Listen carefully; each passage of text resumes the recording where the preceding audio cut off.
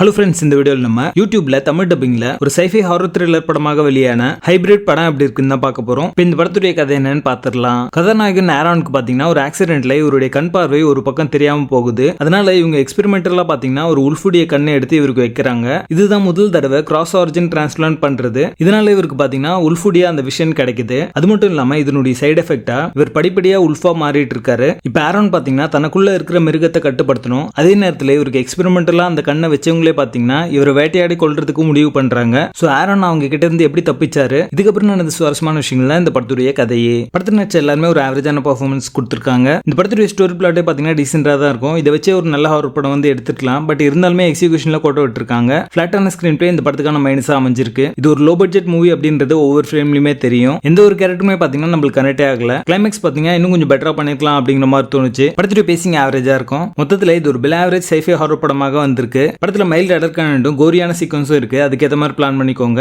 Hybrid படத்துக்கு எங்களோட rating 3 out of 10.